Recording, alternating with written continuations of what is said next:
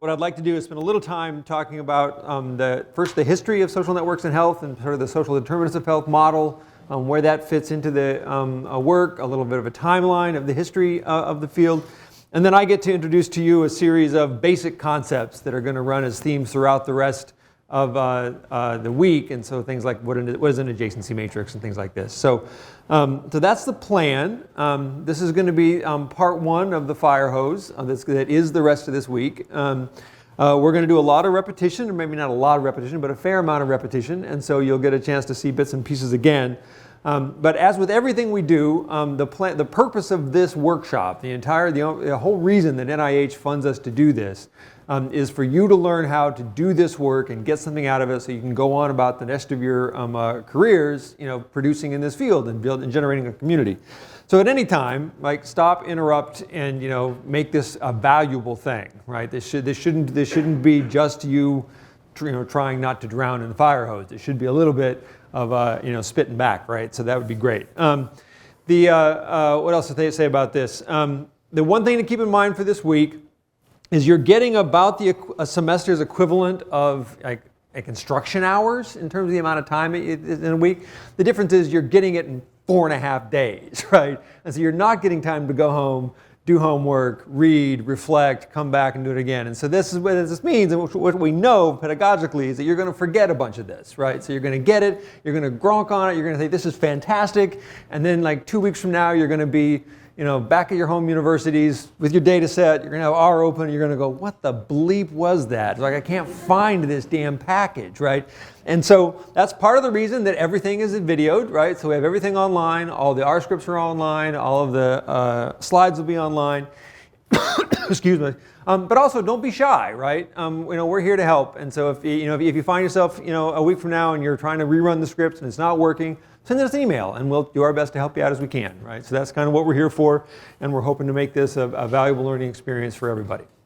All right? So one thing you'll also learn, and this is the joke that my students have heard a few times, is that I talk really fast. I anticipate you're smart people, you listen fast, but by all means slow me down if that's not the case. Not that you're not smart, but that I am talking in fact too smart. All right, so this is where we are. All right, so this is the basic outline of the kind of things we're going to do today. I always start with Peter Blau. To speak of social life is to speak of the association between people. They're associating in work and in play, in love and in war, to trade or to worship, to help or to hinder. It's in the social relations men established that their interests find expression and their desires become realized. You can think of this as the strong program in social network analysis, right? This is saying that what it means to be a human critter, right, is to have friends, to be connected to other people. The difference between a biological human and a person is the connections we make to other people. Our identities are our relational attributes. We're mothers, we're fathers, we're husbands, we're wives. Right? These kinds of things are what define us as persons, right? As particular unique people with a life history and a trajectory that's distinct from, something with a lung, a kidney, and a couple of hearts, or maybe one heart, depending if you're a Time Lord or not. It's a joke for the real nerds in the room. When Peter Blau wasn't talking about, sort of writing formally, his informal take on this was the difference between a gourmand and a glutton is company, right? And if you've ever had that feeling of having to eat by yourself, right, at a hotel restaurant somewhere, and you feel completely isolated and just not quite right, that's the idea, right? What it means to feel right in the world is to have some connections with people. And some of us have many, some of us become academics and we don't have a lot, right? So there's a distinction between sort of the depth of our relational activities, but fundamentally there's this idea that being connected to others is important to being a human critter, and that's what we want to do. The notion of this idea, of course, has intuitively been part of the social sciences for ages. And when Moreno first came up with this idea of social network analysis, he didn't call it that, he called it sociometry. And he had this great line that I love to quote, which is that if we ever get to the point of charting a whole city or a whole nation, we would have a picture of a vast solar system of intangible structures powerfully influencing conduct as gravitation does in space.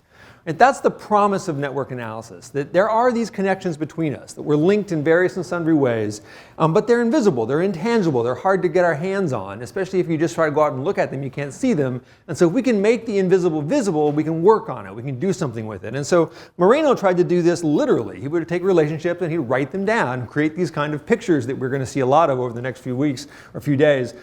This is actually a miniature version. The real one is about 5 feet by 8, if I remember right, in 3 colors, drawn by hand in 1936. So if you think your RA job now is kind of cruddy, you weren't doing that.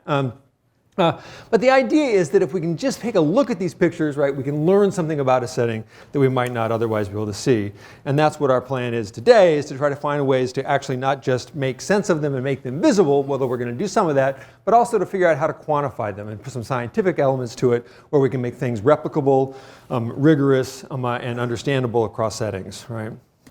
So just to give a little bit of a sense, right, of what we're doing in the field, social networks have been growing in the health field a lot over the last few years, since about the mid-90s, not accidentally, through some papers that Christakis and colleagues were working on, sort of kicked off this field anew.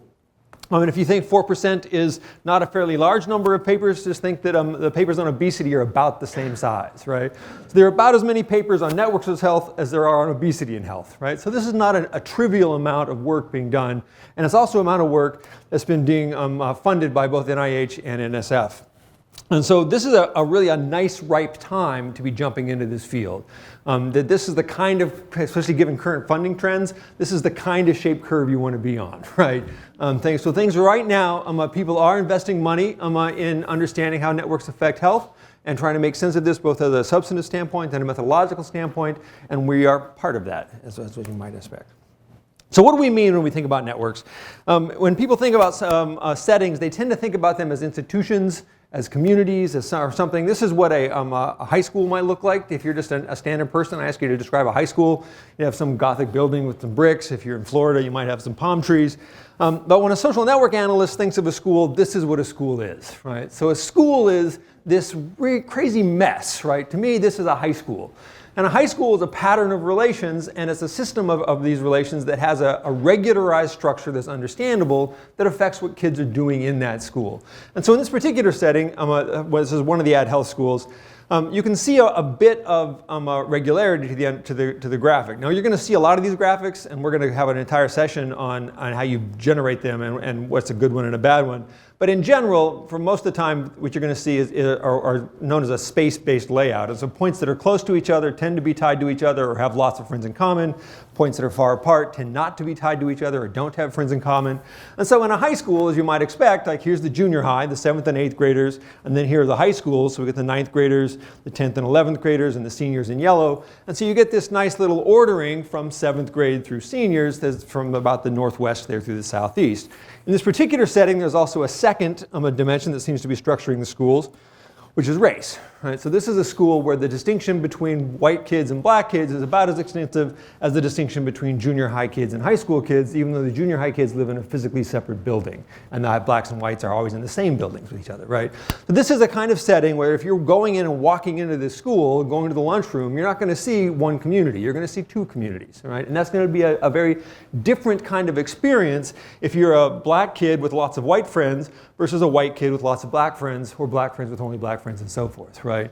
And so the idea is that this community, right, we learn something about what it means to be a kid in this school by where they're situated in this overall setting. And that's kind of the promise of network analysis in general, that we should be able to identify communities and the situatedness of people within their social milieu as a function of the patterns of ties they're in, not just who they are, right? Not just whether they're white, black, or Hispanic, or what have you, but whether or not their friendship networks, or their social support networks, or their enmity networks, right, are composed or structured in a particular way.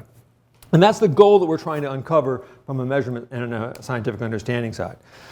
Now, from an intuition, right, that makes a lot of sense. This is what Moreno's been doing since the 30s, and that's what we would expect to do. Analytically, it's a little more tricky, right, especially since the introduction of standard statistical models. And this is an old quote, but I still like it, from Alan Barton in 1968, that said, "For the last 30 years, empirical social research has been dominated by the survey, which is usually practiced is the sociological meat grinder, tearing the individual from his social context and guaranteeing that nobody in the study interacts with anyone else in it." right? The idea is that the very first assumption that we make in social statistics is that our cases have to be independent. Who gives a crap about the fact that in reality that's the last thing that humans are, right? That's what we're going to assume as our starting point to do analysis, that each case is independent, and if they're not independent, that's an error we have to correct, right?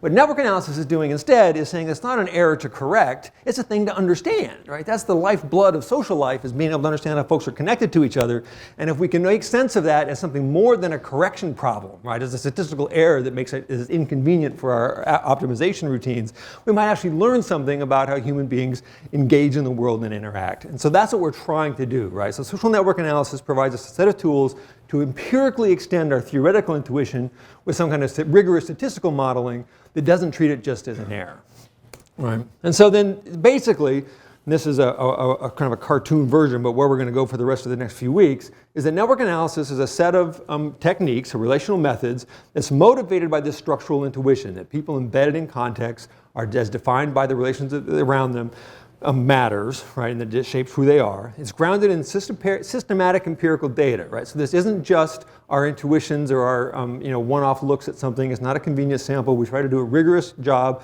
at both collecting and analyzing data. Right, we draw heavily on graphic imagery, which seems trivial at first until you realize that the idea of making sense of how these patterns look like is more than a single measure can usually give us. Networks, as is going to become clear over the next few days, are incredibly multidimensional objects. Right? There's clustering, there's role positions, there's volume differences, there's lots of different things about them, and we have really good indices for each one of those dimensions. And graphics do a nice job often of giving us a sort of a holistic vision of some of those images. And finally, there's a lot of mathematical and or computational tools that are under the hood that we're going to use to make sense of this. All right, questions, comments, thoughts, concerns thus far? He's going to get on a roll. And so you think he's going fast now. Wait till he gets moving. All right, so that's on the one, set back your head for a minute. All right, we have social networks. Social networks are cool. They're awesome. You're all going to drink the Kool-Aid. If not, we're going to give it to you a little more when the week's done. On the other hand is like, why do we care about it for health purposes? And the reason we care about their health is this notion of the social determinants of health model. And this is an idea that's been sort of gaining traction. It's an old idea. It's been around since the 50s or 60s. But it's been gaining a lot of traffic in the last few years as we've done a lot of reassessments in public health in general and in population health to try to see, like, where are we winning and where are we failing? Like, NIH invests millions and millions and millions of dollars in new things to stop blood pressure or cure cancer, but we still have very high blood pressure in the US and very high cancer. Like, where can we gain a competitive advantage in understanding how how health was determining health? And it turns out that in a lot of settings, right, social context seems to be driving, or at least strongly associated with, health outcomes. And so this notion of a social determinants of health has been pushed a lot by the World Bank and by NIH and NICHD for the last few years for thinking about ways of understanding the global context of health, right? That there's clearly a biological cause for disease. That if I can't get the flu unless I get exposed to the flu bug. But exposure is not random, right? And if we can understand how exposure is structured, it might change our ways in which we allocate resources for treating it and such. And so you'll see a lot of these different kinds of diagrams out in the field nowadays in terms of trying to make sense of a general model for the social determinants of health. I don't have a horse in that particular fight, right? That's two different, a horse in that race or a dog in that fight. I think in the Northeast it's a horse in the race, in the South it's a dog in the fight. It's just a slightly different gambling traditions. But in general, the basic idea is that there's a series of precursor events that lead to the kind of biological factors that are going to then create a health outcome, right? And so it could be some background features of the political context. It could be an individual social position. It could have something to do with the healthcare system. It could have something to do with resources and how those are allocated. All of these are mingled up in some various and sundry ways, and we don't necessarily know what those ways are. And part of what our task is to figure that out. But what's of interest, right, is that across a lot of different studies, we find that social behaviors can account for up to 50% of the variance in outcomes, right? In a lot of settings, it's not so much like, who you are in terms of either the behaviors you're engaged in or your socioeconomic background can drive a huge amount of the underlying disease burden that particular populations engage in. And we think that at least part of that, if that first little bucket is true, right, at least part of whatever those social determinants are probably have to do with networks. Now, some of the times that have to do with is very clear, right? So if we're looking at HIV spread in sub-Saharan Africa, right, I'm going to actually trace the sexual contact network, and the shape of that network is going to be a direct exposure to disease, right? In other times, it's going to be something a little more amorphous, like social support, or access to resources, or a sense of helplessness and loneliness that has to do with being isolated or excluded from peer groups, right? And so the understanding of how a network works, right, how it is that this network is creating the conditions under which health is going to be realized or not, are going to differ widely by disease vectors, right? Somebody said it earlier that parents were a vector. I don't know, no, I said your wife was a vector. Was that you, John? John Morgan said that. I said he hasn't been, yet. Careful with the language. Your wife's not going to like that. That's not the right. Wives are not vectors. But the idea is that there's a different. The actual mechanism through which networks matter is going to differ widely by the kind of disease we're interested in. Heart disease, depression, sexually transmitted diseases are very different sociological disease outcomes with very different sociological mechanisms. But in all cases, we're going to expect that there's likely to be a network effect somewhere in terms of the etiology of the disease and the ways in which one's behaviors or resources get funneled into creating a disease, a manifestation in one set or the next. Right. And so this is why part of what is going to happen this week is going to be so a little bit heterogeneous, in that if all we were trying to do was to have a week where we're helping epidemiologists understand sexually transmitted diseases, we would focus on one very narrow slice of the social network analysis toolkit, right, that has to do with disease, transmission, and diffusion models. But we want to actually capture the much broader setting of social network tools that are used across the entire swath of health outcomes. And so we're going to do some things that have to do with direct disease exposure, some that have to do with social resources that are gained through networks, some with how we characterize communities in terms of either role structures or community structures or centrality or what have you, right? So this is why you're getting a whole plethora of different kinds of methods, none of which are going to be everything you need, like for the one disease you care about most or the one healthcare you care about the most. But hopefully as a collective, you'll all get enough of a taste that you'll know where to go next when you want to do some more depth research on that idea. Okay? Well, that's kind of where we're planning to go. This is another piece that I like to think about in terms of an idea of the social networks in health that people might not always think about, which is this notion of a spillover effect. A good deal of the interest in medical care is that if we have a doctor, a patient, and a direct outcome, that the whole focus is on if we can get this flow working efficiently, and we can increase the number of direct outcomes we have in terms of health outcomes, we win. But in fact, if there's this network effect, then a doctor's effect on a patient doesn't just affect the patient, it might also affect their social context, and so you can get multiplier effects. And so small investments in a direct tie, if they're done in a way that can be educational or have some kind of social spillovers, can often have much larger effects. And so it's not just an input side of the healthcare system that we say who's going to get sick or not, but it's an output side of the health delivery system. That if we can help care for one person well, then the people that person cares for and interacts with might also improve in their health and so forth. And so this notion of network spillover effects can be quite powerful. Okay. So those are the two motivating examples. Humans are network critters, and disease is not an isolated medical problem, right? So you put those two things together, you get social networks in health. We'd like to make sure we can understand how that's changed over time. So that's where I'm going next. Before I go there, questions, comments, thoughts, concerns? Awesome. All right. So what you have here is, Moody's idiosyncratic understanding of the history of this field as a timeline. So from some early work done, and this is Moreno's work done. This is still not a hybrid. Anyway, trust me, that says Moreno. And so we had an early set of work, sort of a mid-period of work and a later period of work. And the thought now is to walk through what some of these are just as a series of backgrounds, so you can see what's there. In 1965, one of the earliest pieces that came out in this line of work is Morris Rosen's work on society and the adolescent self-image. This is a touchstone piece for those that are interested in understanding how adolescents are embedded in social communities and how those communities affect their well-being. Right? We then ended up, and it was one of the earliest network studies that predates some of the work that's happening like in Ad Health and Prosper and other things. The piece that's probably had its biggest long-term shadow in terms of disease diffusion and such later is The Diffusion of Innovations by Everett Rogers. This is a remarkable book if you've not read it. I highly recommend it. Tom Valente was a Rogers student, and he'll be our keynote speaker at the end of this week, so we're going to come full circle where he gets to talk to us a bit about that. But it raised a series of questions about how things move through populations, and it recognized this notion that people don't adopt things all at once, or very rarely, but there are these characteristic curves of adoption that to understand those curves requires an interpersonal process. It's not sufficient to imagine that there's just a hub or an advertiser or something like that. Key work that came out in the 1970s, mid-1970s, had to do with understanding a problem or recognizing a problem that people act as if it's a new problem.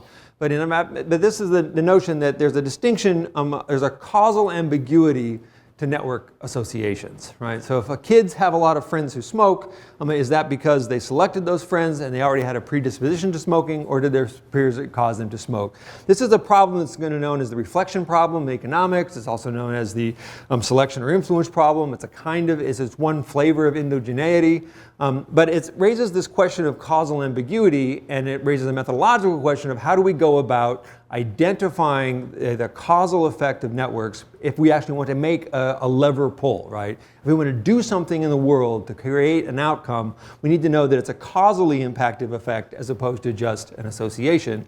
And this is a problem that's endemic to networks. It's fundamentally difficult to pull apart. Analytically, right, it's difficult because the observations are confounded. Conceptually, it makes perfect sense, right, that people are distinct, and there are these two distinct features, a selection feature, because I get to pick who my friends are, and an influence feature, that those friends are going to affect what I do. But being able to disentangle them at any given moment is often very difficult to do. We're going to spend a lot of time working up to the current best practices to do it.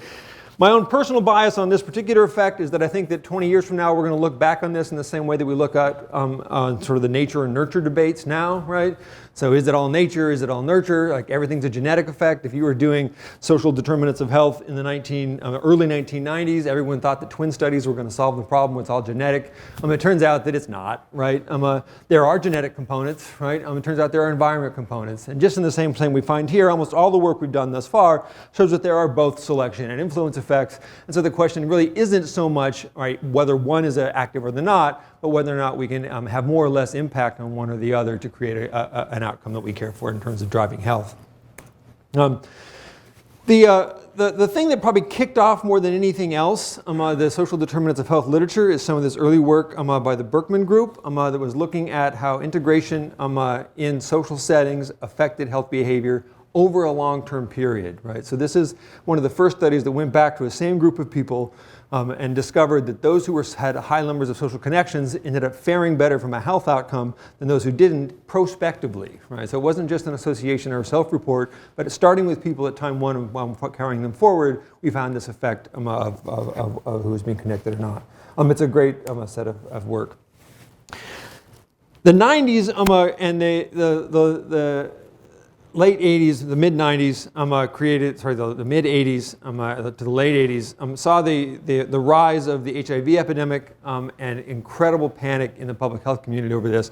Those of us that were active in the community at that time, it's hard to underestimate how much this caught people by surprise when it first came out. And trying to understand what was happening and how this was happening, where HIV/AIDS was coming from, was a real mystery. And Rich Rothenberg, John Potteret, and a lot of their colleagues were really instrumental in doing some of the hard early work, the gumshoe epidemiology of finding out what sexual networks and high-risk populations looked like, how these diseases were getting transmitted, and they really brought to the fore that you had to have a network understanding of these communities if you were going to make sense of how HIV and other sexually transmitted diseases were flowing through these populations. There's probably few people in the country who have promoted more in terms of community data than Rothenberg and Potteret. Their Project 90 was just one of 15 different studies that was engaged in generating community-level data for people to study the spread of diseases in a sexual context. And so it was really important in opening this one branch of the social networks and health field. One of the things that's interesting, and this is what's you're going to see this over the history of the field, is that there's these two different kinds of branches. One is a social support type branch, which is looking at how people are gaming resources through their networks. That leads to a group of questions about social capital, about senses of about the personal social issues being brought into the network, maybe being able to draw on people as you need them. It's a very sort of soft and fuzzy and makes you feel good kind of notion of what networks are. Then there's the disease modelers, the sexual disease modelers, who are like, tell me how many condoms you use, like where entrance or exit. I mean, it's a very sort of biological transmission model that says that this guy's got a bug, they're connected to this guy who doesn't have a bug, what's the likelihood that it gets passed, how does that differ based on timing, on structure, on other kinds of context features. And for a long time, these two movements in the network field have moved in parallel.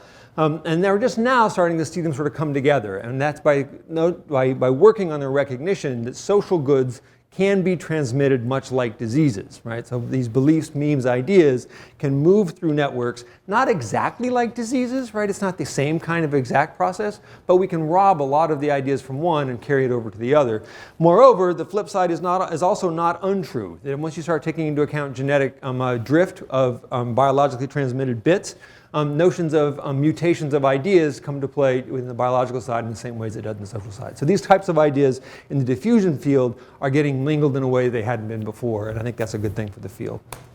If you get a chance, it's a fun book. This is John Potteret's retirement project, as he wrote this, everything I ever saw when I was out in the field kind of book. It'll keep you up at night, but it's kind of fun. So there it is. The social relations and health piece, if you're not doing content, sort of direct tracing networks like the sort of sociometric networks, but instead looking at ego networks and social determinants of health more generally, the idea that social support creates health, this is the piece you cite, right? And so if you leave here and decide Moody's full of crap, I just care about what's going on in networks generally, at least know that this is the piece you should cite so that you don't get your paper rejected for just being completely ignorant, right? So just throw house in there, as one of your sites, and you'll at least be in the door. There's a strong link between the social embeddedness folks and classic sociological work on social integration out of Durkheim that comes to a head really in Bernice Pescasolido's work. And she spent many years working on understanding how embeddedness in social relations generates mental health, positive mental health settings. And she's one of the few people who've dedicated her work in a sort of a concrete network sense to mental health questions. Right, there's been a lot of people who've been looking at social support and mental health, especially with respect to depression and so forth. But Bernice Pescasolido's work is amongst the best that's actually taken a concrete network structure approach to understanding how social embeddedness and a particular structure of networks affects mental health outcomes. And that work is nicely theoretically integrated with Durkheim's notion of cross-cutting social circles, or Zimmel's notion of cross-cutting social circles, and Durkheim's notion of embeddedness in social situations. So if you want to sort of geek out on classic social theory and apply it to the kind of work you're doing in public health, Bernice Pescasolido is the person you go talk to. A lot of the work, I think, because largely due to data constraints in early network work, has tended to be cross-sectional. It doesn't have to be cross-sectional. It turns out that cross-sectional networks can be pretty poor indicators of diffusion potential in networks. And this idea became really clear in Martina Morris's work on concurrency. One of the mysteries in early work on HIV, the endemacy of HIV in Africa, is that in a lot of countries we find very comparable rates of sexual activities and sexual risk behaviors at the individual level, but very wild differences in the community level rates of disease spread, right? So you'll have one community, one country that has essentially the same number of sexual partners on average as another country, but one will have double the HIV rate of another. And being able to understand and explain that was something of a mystery. And what Martina was able to show was that the same setting, the same network structure that unfolds in a different time sequence can have radically different spread characteristics. And so once you understand that the concurrency rate, the likelihood that two people have ties that overlap in time, can essentially create radically different disease spread potentials, you can understand a lot about how these cross-country variances, where those variances come from.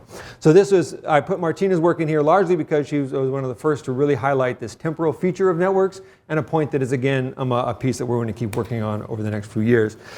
These ideas came about even more in May and Anderson. This is just a classic epidemiological network piece. If those of you that are interested in disease spread and formal models for disease spread, Anderson and May came up, this is the, it's probably too strong to say they came up with it, but this is the touchstone text you go to if you want to sort of figure out, remember how to write down a particular compartmental model for disease spread. It's in there, right? And so this is the book you go to find those pieces.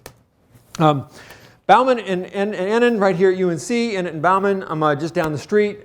Susan Ennett worked for many years on a number of projects looking at longitudinal friendship networks. And this is, again, to take some of the dynamic notions that were hinted at in Kendall's work in the early 70s and bring it up to date currently by thinking about how we can actually collect data longitudinally, and by collecting it longitudinally, we can make sense of how when people's ties shift or people's behavior shift, using that sequence to help tease out some of the selection or influence bits. I don't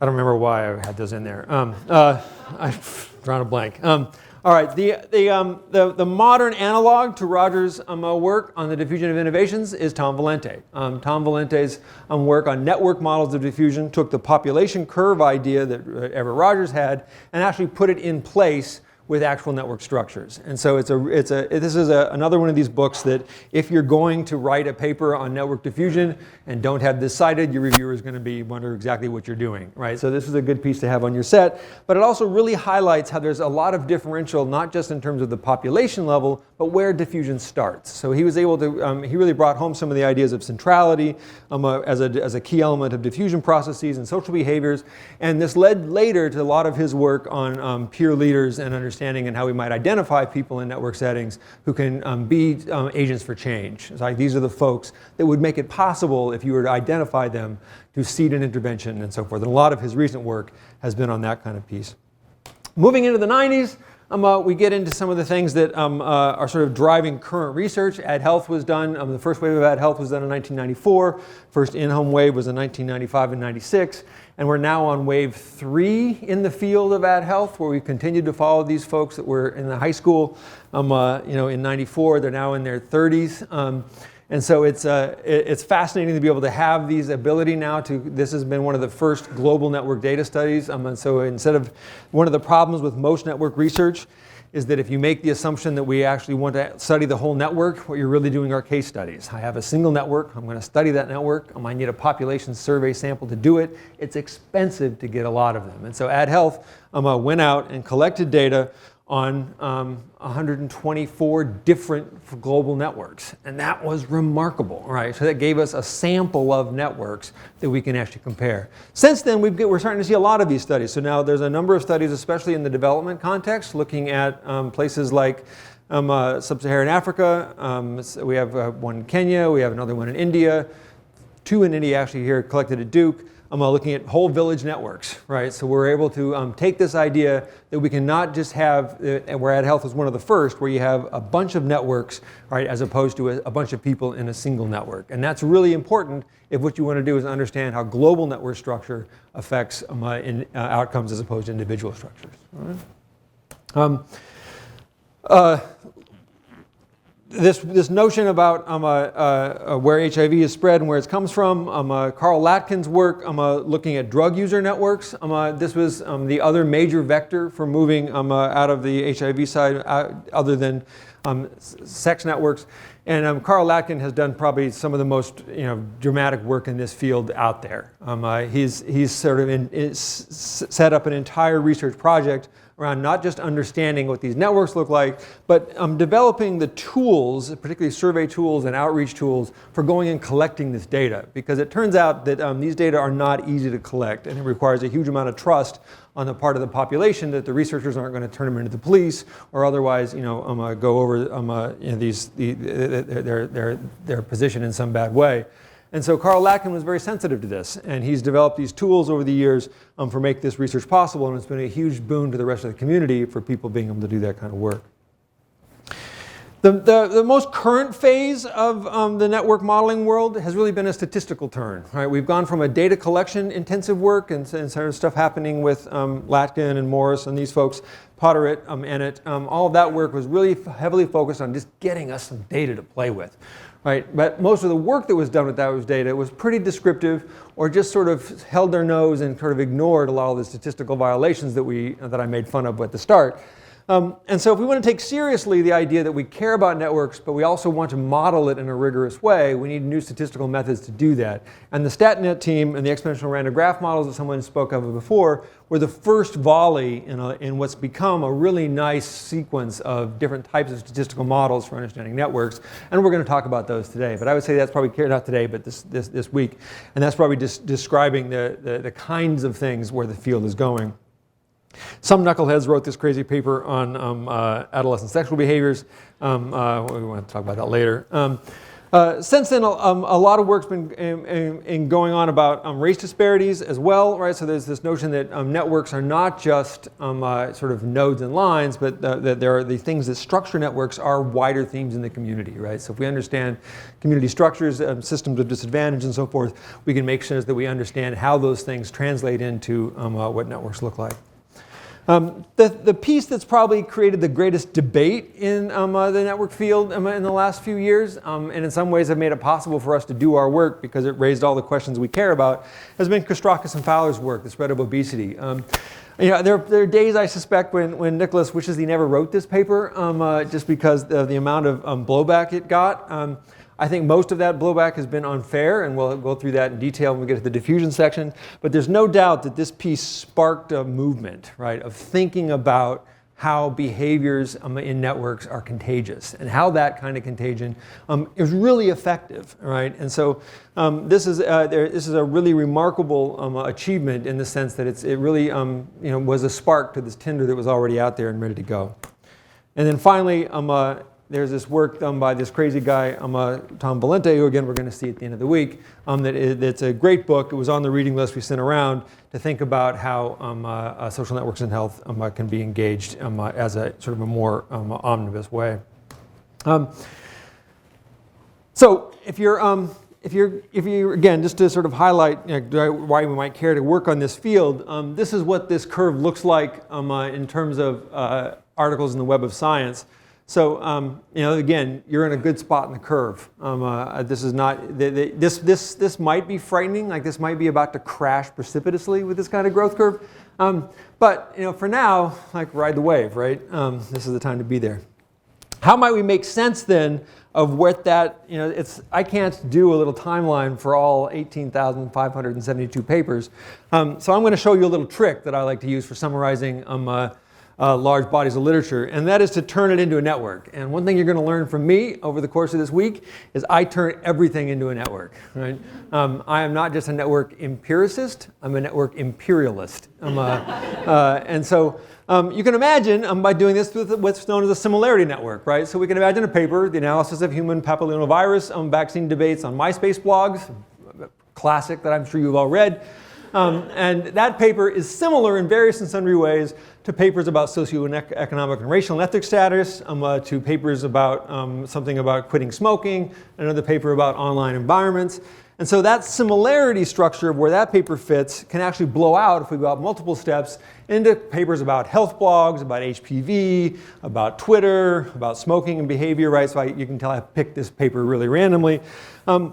But the idea is that if you know this little trick, that nodes that are close to each other are similar and nodes that are far apart are different, that this arrays a series of papers in the field of social networks and health, at least a small chunk of them. Now it turns out that this is going to be a really big network, and so I'm going to cheat and not show you each individual paper. I'm just going to put some contour lines over the parts of the network that have these little dense clusters, right? And when you do that, this is what the social networks, all 18,000 social networks in health papers looks like. So this is the intellectual landscape for papers on social networks and health. And it's kind of a nice landscape. It makes sense to those of us that spend a little time working in this field that The example paper I was just talking about is right here, sort of between some of the health, the epidemiology bits, social online stuff, but there's also lots of things about health policy systems. There's a whole bunch of work on social capital. The HIV STD world is over here. Social support and aging is over here. Cancer work is up here. And so you get a nice sort of set. And if you think about where things have fit in this field, we can cluster this network and figure out what different kinds of clusters look like. And there's lots of nice communities in this work. So there's a group of work on HIV, for example, health policy, and so forth. Just to give you a sense, right, this is where Rogers' diffusion of observations gets cited, right? So when I say you should cite that book, that's because everybody else in the field does, right? And so this is one of those touchstone pieces. On the other hand, Wasserman and Faust, a more methodological piece, right, is found over here in its own little bits. The Valente, again, is all over the place. Christakis and Fowler get cited in most places, certainly on the social side of the social media and health, a little less on the health policy side of things, right? Martina Morris's work, right? This is the HIV STD world, right? So it's an important piece, but it's important to a particular subset of folks who are working in that field. This is where respondent-driven sampling has also been activity, right? The social relations model of House is up here in the social support quadrant of where social networks and health is happening. So if you're dealing with social support, then cite House. If you're dealing with, that's why I put Provon on. I need somebody to represent the health systems world. So Provon's work on network effectiveness is going over there in the health systems literature, whereas the ad health data are getting cited mainly around the adolescents. One might argue that the adolescent peninsula here came about because of ad health, would be my guess. The data tends to make literature available. Ellison's early work on Facebook networks is right in the social media set. Edwin and Laubman's work on INSHAP and some of the other work on social support and aging is right there. Pesca-Solito's work on race in general is all over the landscape. Gender is mainly over here on the social support side, less so on the health policy side, whereas work on BMI, diabetes, hypertension, sort of finds its way in different sects. Interestingly, BMI is more over in the social side of things, whereas the disease-specific bits are more up here in the sort of cancer and medical sociology set. So this is just a quick way at 30,000 feet for you to say, what does a literature look like, right? And what I hope you get out of this isn't any particular pit about any of this, but instead is an idea that this is a vast landscape, and you're sort of dipping your feet in a pool right now, which is going to really have lots of legs. I keep mixing my metaphors. You can swim lots of laps in, maybe that's a better way to put it. That there's a lot to be done in this field, and what we're trying to do this week is to give you a set of tools to help you understand and read this literature, and then hopefully contribute to it in ways that is a bit of a jump start on where you're going. Okay? All right. So that's a quick overview of the field of social networks in health and some motivations for why we might do it. Now we're going to jump into a little bit of what social networks are themselves and how you go about doing this work. Are we good to move that direction? We need a break? Somebody give me a signal. We're good? All right, we're good. All right. So let's first think about the network research lifecycle. All right, so what is it we actually do if you want to be a social network and health kind of researcher?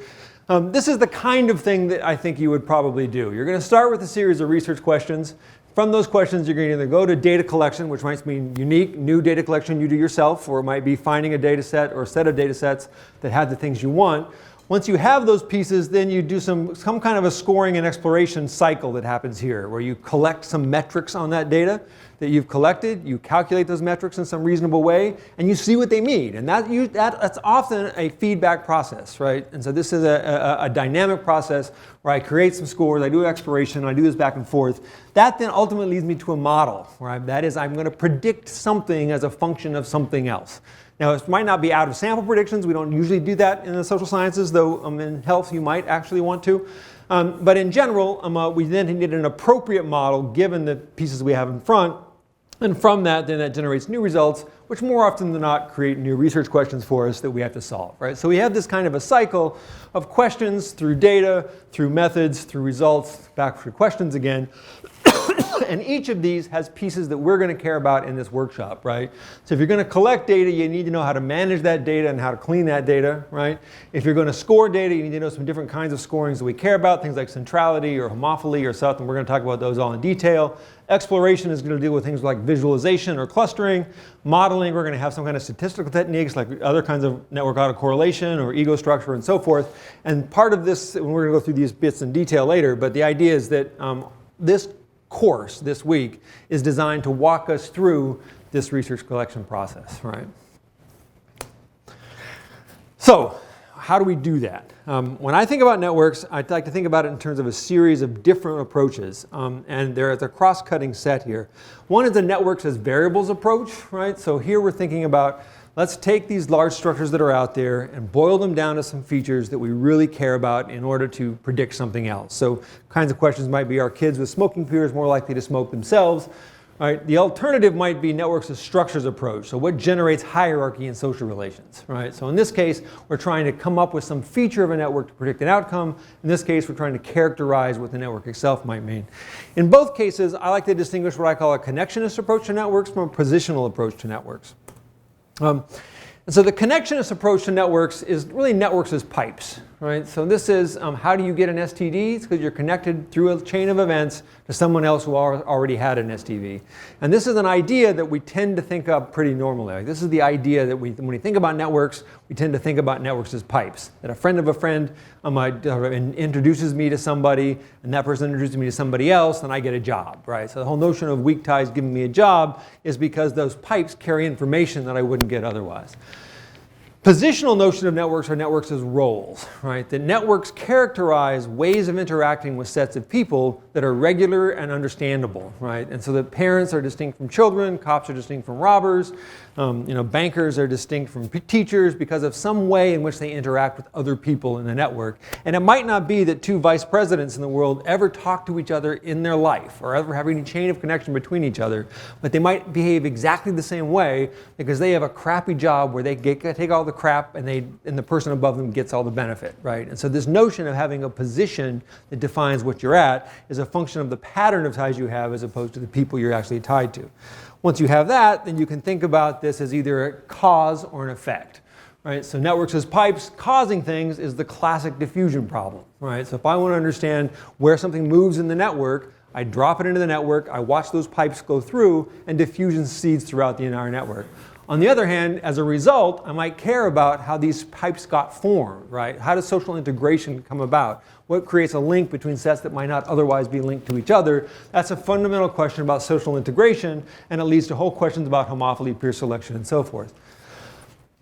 On the role side, we can think about things like popularity effects, that it might not matter that I'm that what's driving my behavior isn't that I'm receiving a signal from my ties, but by the very virtue of being popular, I have to engage in a certain way in order to maintain my popularity. It's not a problem I've had to deal with, but I've heard people talk about this, that there's a burden of popularity. Perhaps they're right. But it's essentially that networks create constraints on interaction, right? And these pattern of ties make it more or less likely that you're going to do something because you have resources in those types of patterns, right? And similarly, if you think about the sort of outcome side of this, it might be that if those patterns become regularized, they actually generate expected behavior. That once I occupy a role, I'm expected to engage with others in a particular way that's going to reinforce and recreate the network that is already there. All right, so let's start with the connectionist model. The connectionist model of networks is fundamental to epidemiology, right? So if you spend any time with disease spread, then you've probably seen this particular little equation, which is the reproductive rate, the equation for reproductive rate. And the reproductive rate in a population is generally thought of coming from 3 points, right? It depends on the probability that a contact will be infected over the duration of contact beta, the likelihood of contact C, and the duration of infection just D, right? And so you multiply these things together, you get the reproductive rate. If the reproductive rate is greater than 1, that means for each index case you get additional new cases. If it's less than 1, the disease will eventually die out. Now, in general, in this equation, right, if C is a random mixing, if it's the flu, right, then I can, or if it's really easy for it to transmit, then these things kind of cancel out, and I don't have to worry about it so much. If instead a contact is really heterogeneous, right, or really hard to spread, or really short duration, right, in that case, then you might need to actually specify what this is, and that's where the network comes in. So the network comes in terms of it governing the likelihood of contact given distinctions between disease. And to make this point pretty clear, imagine I do care about STDs, and I have a sample of people who have had sex with and I've asked them about 2 of their partners. Right? And so each of these little red dots are my sampled index nodes. I said, well, who have you had sex with? They tell me. I say, well, what did you do with them? Right? I ask them a whole series of questions about whether they use condoms, whether they were engaged with, in particular, kind of safe sex practices. And I might try to come up with a risk profile related to each one of these folks, right? On the other hand, if I don't know where they sit in the underlying sexual network, I'm going to do a pretty poor job of predicting their risk. These are the data from AdHealth, right? So this is the sexual network data from AdHealth. And each kid in this network is connected to every other kid that they've had romantic relations with. And we see that there's a distinction between those kids who are in the giant component and who in theory could reach 288 other people from the other people who are connected in theory to many fewer people, right? So these folks, from a local standpoint, look exactly the same, but their risk is very different because their embeddedness in a community of networks is very different, right? So this is the distinction between when C matters or not, right? So here, your likelihood of being infected is going to be strongly conditioned by the partners that you've engaged in outside. I love showing this picture to high school kids. It really freaks them out. But so it goes. So when your mom said, be careful because you're having sex with everyone your friends ever, your partners ever had sex with, that's what this picture looks like. In one high school in the Midwest in the 90s. So just to keep your thing, those of you that have kids, I apologize. So where does a structure like that come from, right? So we can think about the flip side. So if we care about where disease goes, we might want to know what the structure looks like, and we can then simulate disease flow on this or something and say this is a particularly dangerous structure or a particularly safe structure. Turns out, despite the fact that it's a little icky to think about a school where about 1/3 of the kids are connected in a component, it's really hard to get a disease to move through this thing because it's so fragile. But that's a different story we'll get to later. But we might instead ask what could generate that structure by itself, right? What's the thing that would make that structure come into degree? And a simple way of thinking about this is known as the emergence of connectivity in random graphs. And we can imagine then a network where we have a very small degree distribution. So most people in the network have 1 or 2 ties, and a few people have 3. And a network out of 10,000 nodes, only about 200 or so are ever connected in a connected component, and they're all these little spindly bits, right? They don't connect to many people at all. We shift a few of the people who used to have 1 degree, we put them into 3, so we just create a little shift there. We end up finding the emergence of at least 1 big component, but again, it's pretty spindly, there's not much going on there. And you can see where this is going. I shift up a little bit further, right, and so now I'm getting a few more people with degree 3. I go to an average degree of about 1.8 from an average degree of about 1.6. You have to trust me because the resolution on this projector is too small. But you move from having nobody connected to anyone else to almost everyone connected in a very large component, and a large number of those people reconnected in this bi-component, which is where disease could circulate or not. That's the kind of question we care about from a connectionist standpoint. Right, so from a connectionist outcome standpoint, is what would generate these kind of pieces. And this is a well-known result from random graph theory. It turns out that there's a phase transition right about at about 1.7 with this kind of degree distribution where you get a rapid increase from not having most of the nodes in a rapid, fully connected component to almost everyone. And the shape of that curve depends entirely on the degree distribution. And we'll talk about that in 2 days.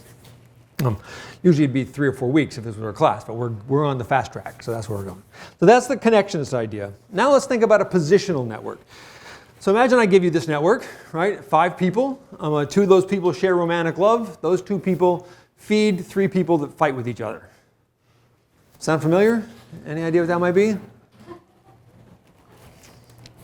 It's not Congress. It's a family, right? And so we know that, right, without seeing the labels. I don't have to tell you that these are parents, right, and these are kids. for you to know that that's the case because of the patterns of relations. And that's the fundamental idea behind a positional approach to networks, that if I understand the pattern of roles we're engaged in and the distinction between those who give food versus those who take food, right, that distinguishes the kind of person who's a parent from the kind of person who's a child, right, in this particular system. Now, what's the hypothesis that we've given that sort of comes along with this in network theory is that this is obvious when the roles are well known, right? So parents, children, employer, employee, right? Boss, subordinate, leader, follower, those kinds of positions, right, come with labels, and those labels carry with them role expectations. And the characteristic function of a role is that roles have obligations. Obligations are really exchanges. They're social exchanges. I give instruction, you give, accolades. Or not. And so the idea is that by giving and taking, we define a pattern of roles. And those pattern of roles, right, go with what it means to be a parent or a teacher or a robber or a cheat, right? But the theory is that in informal social systems, even when you don't give me the label, the people act consistently. Right? That there becomes a pattern of expected behavior. That when any given social setting that's functioning, right, when you walk into it, you learn the rules of that setting, right? And if anybody's ever changed schools as a kid knows that this is true, right? When you go to a new school, you don't know that you're going to behave the same way you did in the old school. You got to figure out what the rules of the game are in this set. When you change jobs, when you go from one company to another, you need to figure out what the rules of the social life in that setting are, and that's what we're trying to get at. There might not be labels for them. In fact, most of the time there are. We call them goths, or we call them jocks, or we call them teachers' pets, or what have you, right? So we end up having labels for these folks because the behavior is regular.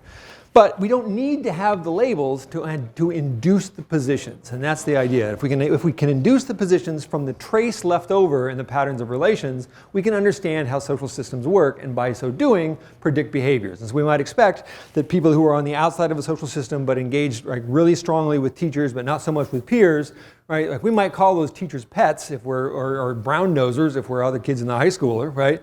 But we might expect them to behave differently as adults than their peers who had engaged in a different pattern of relations. So it could in fact affect their health outcomes as adults. So that's the idea of a positional feature.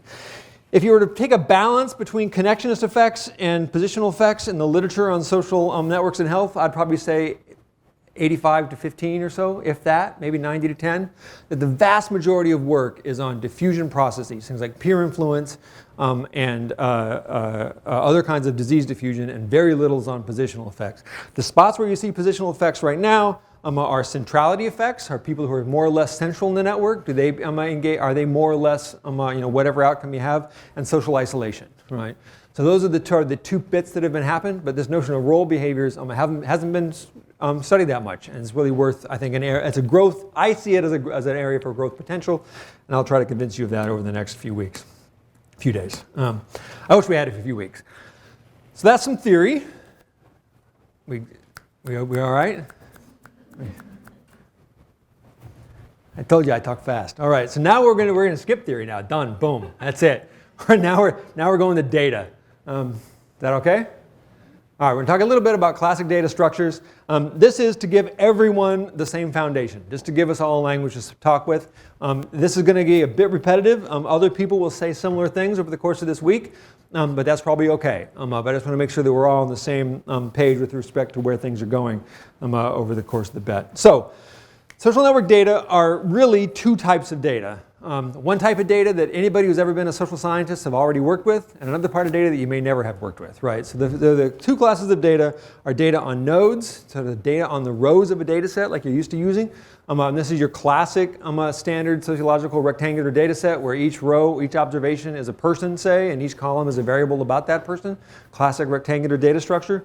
And the other one are edges, right? And so the other type, you put these two things together, actors and their relations, and that's what creates a network. It's the set of things, it's G, parentheses, V, and E, which is vertices and edges, and that's what creates a network.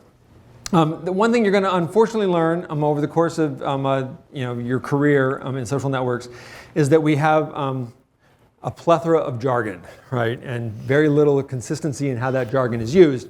And so the actors in a network are variously referred to as vertices, nodes, points, right? Actors, cases. These are the things which can be in relation to other things in your network, right? I will usually refer to them as points or vertices, but I make no promises. The things that connect them are relations, and those relations are edges, arcs, ties, lines, like all of these terms that are used for the same thing. They're the connections that link one node to another. A common distinction for network data has to do with the values that the data can take and the directions the data can take. So the simplest possible network is a binary undirected graph where there's a tie between A and B. That implies that there must also be a tie between B and A. So ever had sex with is a binary undirected relation. If I've had sex with you, definitionally you've had sex with me, right? And so that becomes a binary undirected relationship. It's necessarily the case that whenever B is connected to C, C must also be connected to B.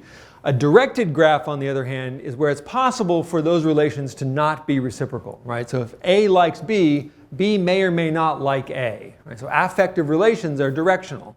I like Peter, I think he's great, he puts up with me, right? And so there's a distinction in which we have a tie for one direction, and we may or may not have a tie in the other direction. Right. Similarly, if you go down the other row of this, ties need not be binary, they could be valued. Right? So it could be not that the question is, have you ever had sex is binary. How many times have you had sex is valued. So B has done many things with C and only one thing with A. Right? And so that is, again, a way in which we value these things. Representationally, we might do it with both labeling the edges or coloring, shading with something like this. And again, it can be directed or not. Now there is a distinction that I've not made here, which is it's possible to have relations that are known as anti-symmetric, where if A is tied to B, B cannot be tied to A, right? So boss is a great example. If I'm your boss, you can't be my boss. We tend not to use those relations that much in social network analysis, at least as it respects to health. If you study chickens, you will use it, and I have a great little thing I can go off on that, but I won't unless I have time. But in general, yeah. What's that? They are important in temporal networks because relations can't unfold backwards in time. And so that would be an anti-symmetric relation. Right? Now, you can also then layer over multiple relations on the same set of nodes. This is known as a multiplex network or a multi-layer network. And the idea is that for the same set of vertices, I can have a feeding relationship, a loving relationship, and a hating relationship amongst the same people, right? And so if you've ever spent any time in a department, you love some of your colleagues, you hate some of your colleagues, they might be the same colleagues, right? And so the thought is that any real social setting is usually more often than not going to be much more complicated than tied or not. It's going to be some series of relations, and each of those relations can be thought of as its own separate system. And those systems then interact with each other. And so these notions of multi-layer or multi-relational networks are possibilities to understand the social system as a function of the collection of relations in the setting, as opposed to just tied or not. Now, as it turns out, there's going to be a lot of things that happen when we actually move from conceptualization to operationalization that muddies this water, right? So if I ask somebody, who have you had sex with, and then I put together all the data and tabulate it up, about 80% of them are going to be reciprocated, and a bunch of them won't be. And so what does that mean, right? And so we have to make sense of data error in the data we've collected when we have a net relation that we know is necessarily logically symmetric, but the data we've collected is not. Then there's clearly a mismatch between the two, and making sense of that error is actually a methodological problem we have to make sense of. And so we'll spend a lot of time doing that. Similarly, even though we know that most social systems are multiplex and rich and deep and have all these kinds of relations to them, our respondents tend to be let's face it, it's boring to answer our questions all day, right? And so we have to trade off this notion of asking you a survey or collecting relations on a person and with the kind of fatigue that they go through and the amount of data we can collect. So I would love to collect deep, rich, multi-layered data on every setting that I can and let people name 1,000 friends if they have them, and the ex-friends and new friends and everything else. But in practice, I'm going to say, who have you talked to about important matters? Please give me 5 names, right? And so I'm going to limit your world that's this beautifully rich, complex system, and I'm going to boil it down to the 5 most important relations, if I'm lucky, that you'll name all 5 of them. And then I'm going to ask you a series of follow-up questions for them. Now, it turns out that we can usually get some signal from that noise, but it doesn't mean that that's everything we're going to get. And so part of what your task as an analyst is to figure out what part of those features are necessary. If you're in the unique position where you get to go collect your own data, you might be able to say, well, what really matters to me is these two relations in the setting. This is where qualitative work can be really valuable, to go into a setting and figure out what's going on there.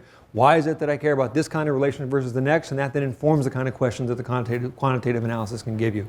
But just know going into it that most of the time we're going to do some pretty severe violence to real social systems in terms of the data collapsing we're doing in order to collect the data that we get. Okay?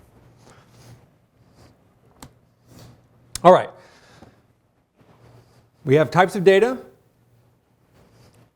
Now we want to think about levels of data, and I'm just going to skip to the picture here because it's easier to explain. So one of the things that's nice about networks is they're not just multidimensional, they're multi-level. And I've just used that word in two different ways, but here I'm going to say there are always multiple levels of analysis you can pull out from any given network.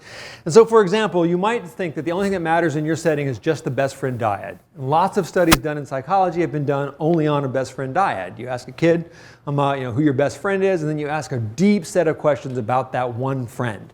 And if that one friend is your best friend, the theory is that person is the one who's most influential for you. You have the highest level of obligation to that person, and what they say influences what you do more than all your other friends say combined. That's a theory. We don't know that it's true, but that's one idea, and that might lead you as a data collector to go out and collect one best friend dyad. On the other hand, we might ask people just about their ego network. Right? So instead of limiting you to just one friend, I'm going to ask you about your entire set of friends. Right? So who do you hang out with usually? Who do you talk to about important matters? We're going to do an entire, a big chunk of tomorrow is going to be spent on studying ego networks. There's a huge amount of richness you can get out of this set. An ego network is usually technically a one-step ego network, right? So what makes it an ego network is that we've defined it relative to a particular ego. And so I have myself, if I'm ego, I go out to my friends, that's my ego network. I could go out to their friends, and that would be my two-step ego network. In practice, we usually only collect one-step ego networks because the whole point of doing ego network surveys, or one point of them, is that you can sample a large random population and ask the respondent to inform on the alters. And it's pretty unreasonable to ask the respondent to respond about their alters that aren't also connected to the respondent. And so getting out two steps from an ego reporting standpoint is just impossible. And if you're going to do that kind of a chain thing, you're going to usually have some other kind of complicated design anyway. So in practice, most ego network designs tend to be one-step ego network designs. And when I say ego network, I'm going to mean one-step ego network, unless I say otherwise. But just know that that's not necessarily the case. Now, you might define a group around a network that isn't necessarily a person's ego network, but is their primary group or their community. And a community is a set of people for whom you interact with most of the time, and they also interact with each other most of the time, right? And so it might be that most of my community are other sociologists, but every once in a while I'll let a mathematician in, right? And I'll say, hi, how are you? And he'll hang out in the back of the room and eat my food or something, right? And so that happens, right? And so I have my sociology peers, right? And I have a few people outside the set, right? And so my ego network need not be fully encompassed in my peer group. And that's the key important distinction, that communities might capture a real collective in the social setting, right? So sociologists are distinct from mathematicians, right? But there might be people who bridge them. And so an ego network might cross the settings, whereas the community group may or may not. Now, some people, all of this person's ego network is completely encaptured by their peer group, right? So it's not that they necessarily cross, but these are two separate layers of analysis you want to understand. Right? Now, beyond that, there's some notion of a partial network, and this is a completely informal definition. A partial network is something more than an ego network and something less than a global network. In practice, almost all real networks are partial networks because we never get a full coverage of a setting unless you're doing something archival like senators or something. You usually don't have a good boundary on the network, and so we just take what we can get, both in terms of our design, all friends in a school say, and in terms of the realization of that design, all kids that happen to be in the school that day who filled out the survey, right? And so there's lots of movement between a partial network and the global network. In practice, there's a very special type of partial network that we spend a lot of time analyzing specifically, which are snowball samples. Right? So whenever you do a snowball sample from a particular index patient or a set of patients to their friends and their friends and their friends, as you would through respondent-driven sampling or other kinds of network sampling with memory, these kinds of chain referral sampling procedures, those necessarily generate partial networks. And in fact, the cool, fun part about those networks are that because the design is such that we've sampled out in a particular way, we can infer what the structure of the global network looks like from that partial network. Right? If you do that step-out sampling correctly, or at least carefully, then you can often say something interesting about the global network even though you've only collected data on the partial networks. The main distinction then about a global network is that you have everyone within a particular bound, right? So a global network includes all nodes for which whatever social system you think is relevant and all relations internal to that set. Right? Now, of course, in practice, we rarely have a full bounded network. If you ever played 6 degrees of separation. The whole point of that game is that the entire globe is connected in some sense. And so a full global network would literally be the entire Earth. And that's, of course, ridiculous. And so instead, you think about something like, well, what's the real social milieu with which my subjects are active in? It might be everybody in the hospital, right? And so it might be if I care about physicians and how they practice, then what I want to know is every other physician in the community. That's the network that's relevant. Or every other physician in the country. That's the network was relevant. And so you have some definition of that set. And then within that set, you ask questions about ties that fall within. And the main key characteristic here is that there are going to be some folks, because you've defined the set in terms of the nodes of the network, some of these folks aren't going to be connected to the rest of the set. These are isolates. You can't get isolates from a chain referral sample. Right? That's the main distinction. If I'm doing a partial network data collection model, where I start with a set of index nodes and then go out to their friends and their friends and their friends, I'm necessarily going to generate connected components because of the sampling method. Whereas if I say, let's give me everybody in the school, some of those kids in the school are going to have no friends. Right? And they would never have been included in a chain referral model. And so the ability to capture isolates or isolated dyads occurs when you have this opportunity to collect a global network sample. Does this make sense? Awesome. All right. There's another distinction of data that we want to make sense, which is whether or not it's a one-mode network or a two-mode network or a k-mode network. And what a mode in a network refers to is the possibility for a tie to exist within versus between. So within a one-mode network, everyone in the network could, in theory, be connected to anyone else in the network, right?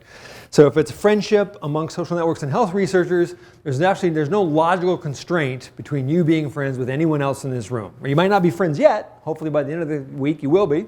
But the idea is that there's no logical constraint. If, on the other hand, we have a two-mode network, then that means there's something that mediates the connections between one mode and itself via the other mode. And the most common example of this is something like people and groups. Right? So it might be that I'm connected to you not directly because we're friends, but because we share membership in a group. Right? And so a one-mode network is where it's possible to always have direct ties one from the next. In a two-mode network, it's usually the case that people are connected to each other because they share joint connection in something else. So people in groups, authors on papers, ideas in papers, things like that. Right? And so we saw an example this morning where we had people connected to Facebook groups. That's a classic two-mode network. So Facebook groups aren't connected to each other directly, but they might share members that overlap with somebody else. Right? And the beauty of these kinds of two-mode networks, and this is why I take the time to talk about them now, is they're everywhere. Right? The beauty of two-mode network data is that you can get it. Right? And you can get it without a survey, or you can get it from surveys when people don't even realize they're answering network surveys. Instead of having to have a name generator and then a name interpreter and all the rest of these sort of rigorous things, I just say, tell me the clubs you belong to. Right? And because I've sampled everyone else who's belonged to clubs, I know that you're both a Methodist and a football player. You're probably similar to other people who are Methodists and football players, right? And so we can connect it that way. Two-mode data, this is the classic Southern women's data. It's been around since the 40s. So we have a series of women who go to lunch, right? Each of these events are a lunch. And so we can see that lunches aren't connected to each other, but some women have gone to multiple lunches with each other, right? And so that's a classic two-mode data. When you have two-mode data, you can treat it as a two-mode network, right? And so I can have all of these networks in here, or all these nodes, excuse me. and I can distinguish them as they are distinguished here. It's a weird kind of network in the sense that it's impossible to get a closed triangle, right? The smallest structure you can have is an event to a person to an event back to a person. You can have a 4 cycle is the smallest unit that you can have, right? You can't get an event to a person to an event directly to an event, right? Because that would violate the 2-mode nature of the network. And so you have to take into account the fact that this network is going to have a more open structure by design of the way it's pieced. On the other hand, you can ask yourself, well, if I'm really interested in the communities of people in this network, then what I might say is, how often is Flora connected to Olivia? Well, Flora is connected to Olivia as frequently as they share a lunch together, right? And so I can create what's known as the 1-mode projection of a 2-mode network.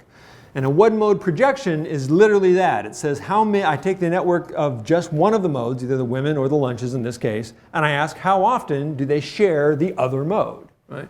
And this is the beauty of these data, is that if you're looking at a high school and I know the clubs that people belong to, I can say these are the people that play sports together, these are the people that do drama together, these are the people that do something else together.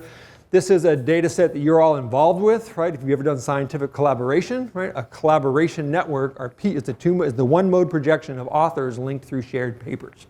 Right? So this is a classic way of collecting these data. Question? No, okay, great. Awesome. So again, this is the network of people connected through their shared relations. This is the network of events connected through shared people. So you can do either one of these projections. Now, what we've typically done, there's a great paper called The Duality of Persons and Groups by Ron Breiger. I highly recommend you read it because it turns out that there are some really deep things about the way social life is structured that is captured through this kind of set. It also turns out that there are some really, especially if you get into more arcane types of connections, such as people connected through disease diagnoses, which is some people using Medicare data, for example, you might want to do, or you have some electronic medical records data. The marginals of the event size can really screw with your projections, right? So everybody gets diagnosed with pain. It's not a very interesting diagnosis. And so if I create a network there, I link everybody who's ever had reported pain to a doctor, the entire world will be connected. So I want to count that. I want to say sharing pain as a diagnosis is pretty minimal in terms of a connection, whereas sharing something like leukemia might be a really strong connection, right? And so knowing the marginals is something you want to know in order to judge the strength of this, and we can talk more about how we do that later. This gives you an example of what this looks like. This is faculty connected by overlapping PhD committees at Duke. And so this is sort of nicely reflects the overall structure of the university, where you get the humanities on one side, you get the social sciences down on the other, and the natural and physical sciences up here on the left. Yours truly, right about there. I've sat on a few committees over there, so I get dragged over to the side a bit. At Duke, philosophy is kind of in the middle of the world. You guys know why? Duke is famous for its philosophy of science.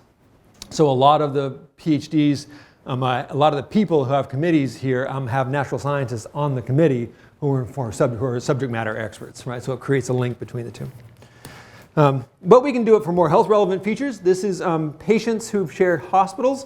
So in this case, this is the hospital projection for patients who have a bacterium that is antibiotic resistant. And so we have a hub hospital here that a lot of these places have been. On the other hand, we can turn it around and look at patients who were in the hospital together for an overlapping amount of time. And we can then arrange them in time from early to late and figure out which patients were the first patients that might have exposed other patients in that setting, right? And so we know that this patient was in the hospital, had an infectious bug, and then later another patient was also in that hospital and caught that bug. That would show up as a 2-mode network, or at least the potential for that 2-mode network is there. We've done this with physician networks in hospitals, right? So this is physicians who share patients. And so I don't need to ask you, like, what other physicians do you hang out with? I just need the billing records from the hospital. And if I know every time a particular patient gets billed, right, and I know that Moody and Muka and Smith and everyone else billed on this patient, then they're connected. And that's all we need to know in order to generate these networks. And we've discovered that if we look at hospital readmissions rates, that there can sometimes be, for all hospitals that have at least 2 communities within them, there can sometimes be radically different hospital readmissions rates at the same hospital, right, for the same controlling for everything else about the physician's characteristics and the patient's characteristics, whether or not you get assigned to community 1 or community 2 in that hospital of physicians, something which you as a patient would never know, right? And so the ability to understand from a hospital standpoint the relative risk of getting reinfected and readmitted based on the community structure of that network is something you might want to know as a hospital administrator or a public health official. So we did this to you. So if you filled out the respondent survey for the Social Networks and Health Conference for the directory, we asked you your interests. Your interests, we then coded, we rolled up to sort of slightly higher levels of interest and created the network of conference attendees who share an interest of some sort or another. And that's what the color on your tag means, is that you're one of these clusters. And so if you look at the little color on your tag, it doesn't necessarily match the color up there because I wasn't that coordinated.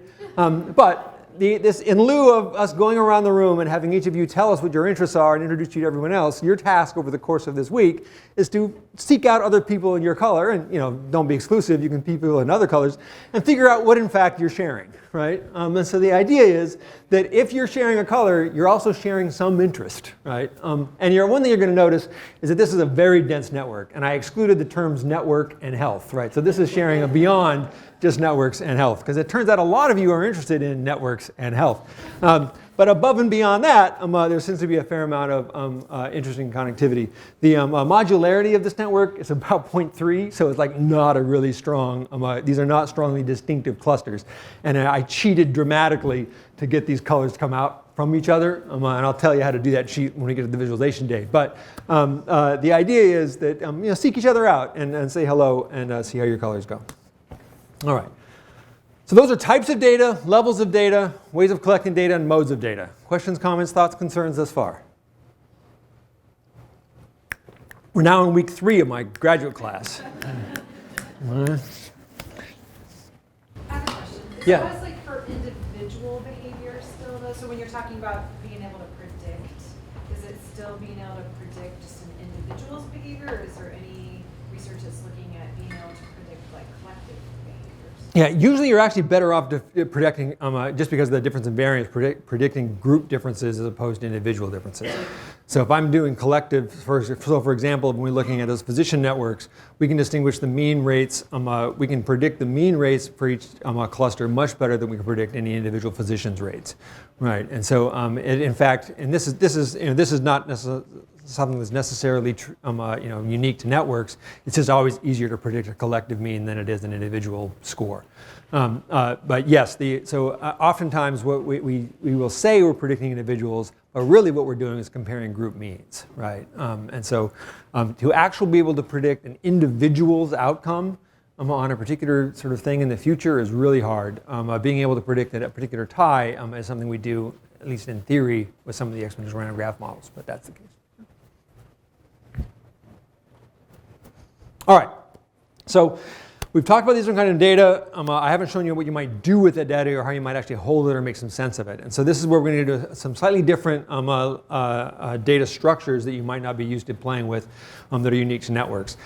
So the most common, the traditional way of thinking about a network is this thing called an adjacency matrix. Now I'll get to this thing. So an adjacency matrix is a two-dimensional array. So we have all the nodes down the rows, all the nodes, those same nodes across the columns. And so we have this is essentially a crosstab. And so the number of connections from person A to person B is just recorded in the AB cell of this matrix, right? The diagonal is usually left blank. We hope you love yourself and like yourself and that kind of stuff, but we don't usually measure it, right? So usually the diagonal is left as empty. If it's an undirected binary network, then this thing is going to always be zeros and ones. I've just excluded the zeros to make it easier to see. And the upper triangle is going to mirror the lower triangle, right? And so if there's a tie from A to B, there must also be a tie from B to A. Right? If you have a directed graph, right, then it's the case that there may be a symmetric tie. If there's a tie from A to B, there may be a tie from B to A, but there need not be. So here we see that C is tied to B, but B is not tied to C. Right. And so in an adjacency matrix that's symmetric, you only need one triangle or the other. You don't need both sides. If it's directed, you need both sides. You need both the ties from the rows to the columns across the set. Okay. If it's a valued relation, typically we just put the weights in the edges, right? And so if we're talking about the number of times we've held conversations with each other, then A is tied to B at a value of 1, B is tied to A at a value of 3, right? So having conversations might not be a good example, but how much you like them, right? So if B likes A 3 times more than A likes B, right? And you just put it in that way.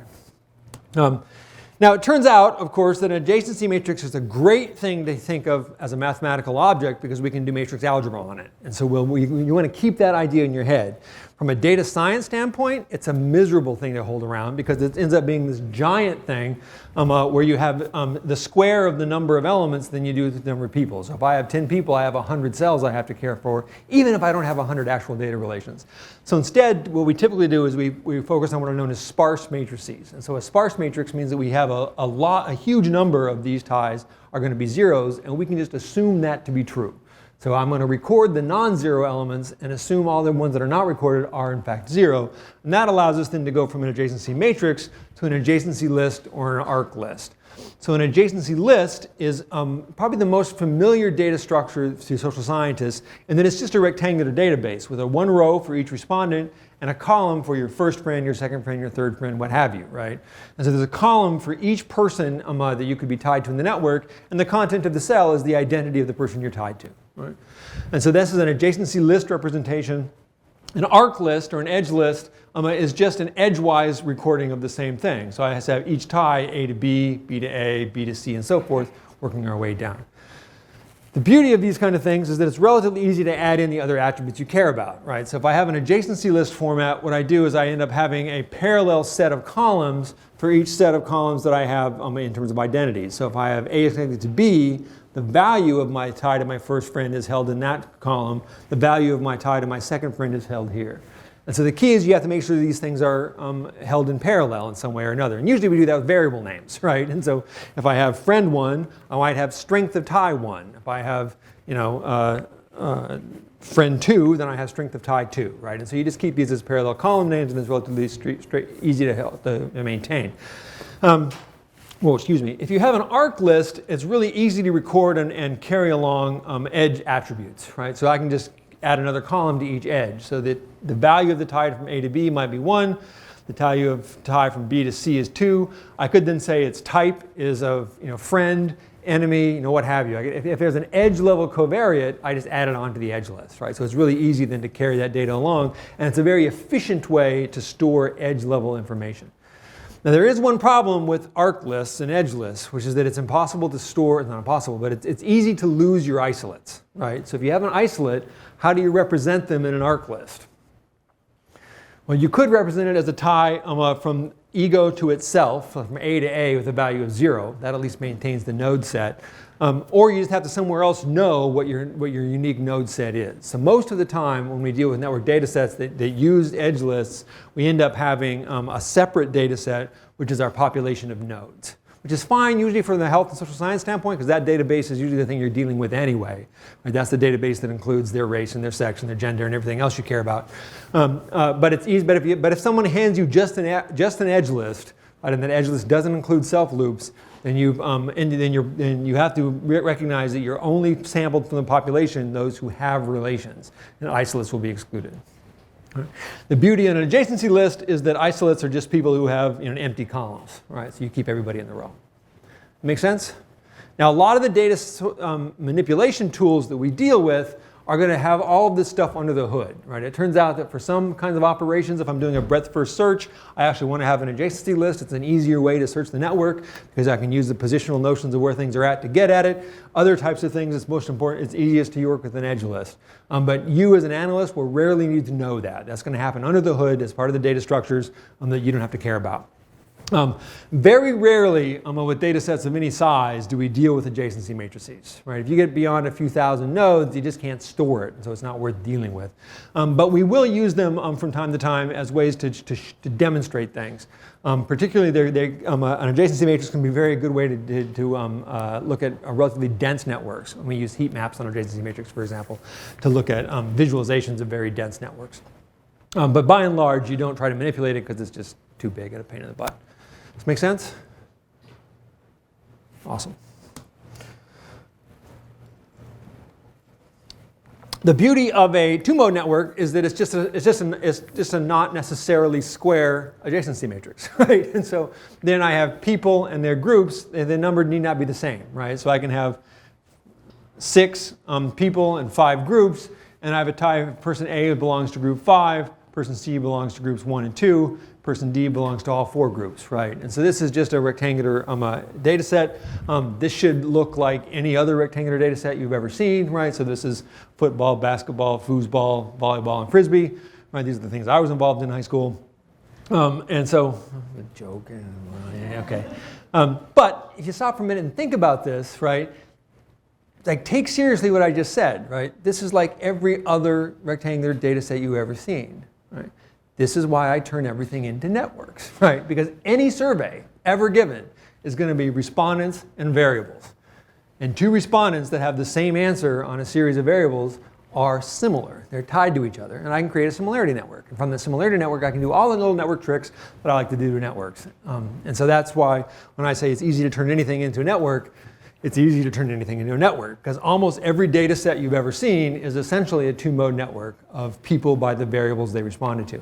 Now, sometimes it's stupid to think of it that way, right? So sometimes that kind of architecture is, in fact, a ridiculous thing to do, right? It's easier to refer to people as being male or female as opposed to sharing genders, right? And so it tends to be a lot simpler just to actually take the category and treat it for what it is. But sometimes you can do things really interesting. There's a great paper that Ben Cornwell and I'm drawing a blank on his collaborator's name off the blank of my head, did using the GSS, where they were looking at union membership and other kinds of collective membership in the GSS, and generated communities of secondary associations. And so the unions were tied to churches, were tied to clubs of various sorts, not because the people in those things ever talked to each other, right, but because they shared these pieces together. And so you were able to then generate essentially the variable level projection of the 2-mode network and say something interesting about those kinds of groups. Right?